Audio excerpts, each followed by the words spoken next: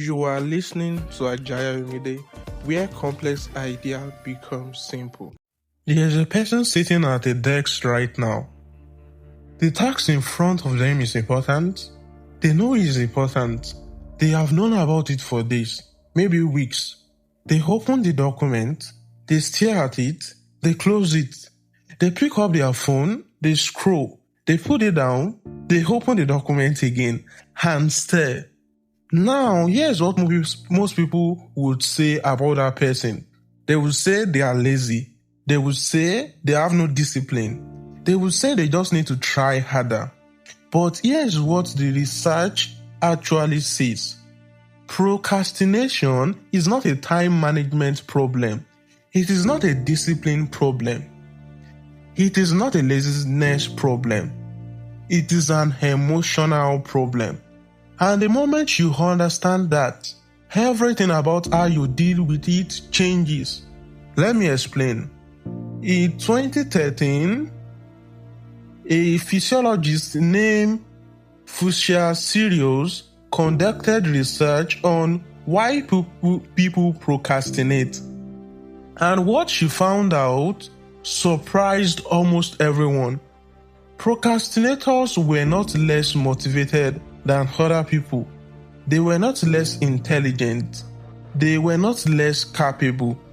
The difference was this. When they faced the task, they experienced a significantly stronger negative emotional response than people who did not procrastinate. Anxiety, self-doubt, fear of failure, boredom, frustration, a deep, uncomfortable feeling that rose the moment the task appeared. And what they did to that, what they do with that feeling, and what did they do with that feeling? They avoided it. Not by deciding to avoid the task, but by doing anything at all that made the feeling go away temporarily. Think about what that actually means. When you procrastinate, you are not choosing laziness, you are choosing relief. Your brain is doing exactly what it was designed to do. It is moving you away from pain and towards anything that feels better in this moment. Think about a child who touches a hot stove. The moment they feel the heat, they pull back their hand. They do not think about it. They do not decide.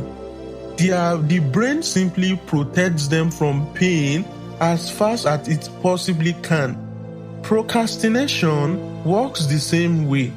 The task produces a feeling your brain reads as a threat, and your brain pulls you away from it automatically, immediately, without asking for your permission. But here is where it becomes a problem. The relief is real. When you put the task down and pick up your phone, you genuinely feel better for a moment. Your brain notices that, it remembers it, and the next time the task appears, your brain already knows the solution. It avoids it. The pattern deepens, the habit forms, and what began as a single movement of avoidance become a cycle that is genuinely difficult to break. Therefore, and this is the most important thing I want you to hear today, the solution to procrastination is not a better to-do list. It is not a timer. It is not waking up earlier. It is not more discipline. The solution is learning to sit with the emotion that the task produces without immediately running from it. There is a technique that researchers have found consistently helpful. It is simple enough to explain in one sentence. When the uncomfortable feeling arrives, name it. Not to fix it, not to fight it, just to name it. I feel anxious about this. I feel afraid I will not do this well. I feel bored and I do not want to start. Something remarkable happens when you name an emotion. The part of your brain that was screaming quiets down slightly. Not completely, but enough. Enough to take one simple step toward the task. Not to finish it, not to do it perfectly, just to begin. But here is what research consistently shows about the beginning. The hardest moment is always before you start. Once you take the first step, the emotional resistance drops significantly.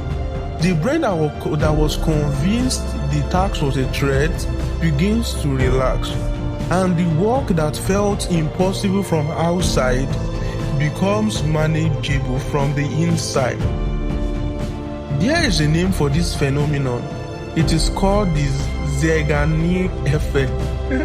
I think you have to search that out, but I had problem pronouncing that. But it is pronounced Zeigarnik effect. Named after a psychologist named Bluma Zeigarnik, who discovered something fascinating in the 1920s. She noticed that waiters in a restaurant could remember every detail of an incomplete order, but the moment the order was finished and delivered, they forgot it almost immediately.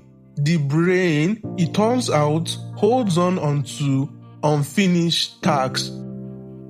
It keeps them active, keeps them present, keeps returning to them, which means the moment you begin a task, even imperfectly, your brain engages with it differently. It is no longer something to avoid. It becomes something to complete. Let me leave you with this. There's a person reading about procrastination right now. They have read articles, watched videos, download productivity apps, set alarms, made promises to themselves, and still the task still sits unfinished. Not because they are lazy, not because they lack discipline, but because nobody ever told them the truth that the task was never the problem, it was the feeling. You were never lazy, you were never undisciplined. You were simply a person carrying an emotion you did not know how to face, and you found the only solution you knew, which was to avoid the thing that triggered it. The good news is, now you know, and knowing is always where the change begins. This is episode 8 of Ayomide, where complex ideas become simple. If this explains something you have been living with for years without words for it, that is exactly why this channel exists. Subscribe right now if you have not already. Every week, one complex ideas explained simply, honestly, without agenda. The next episode is already being built. I will see you next week.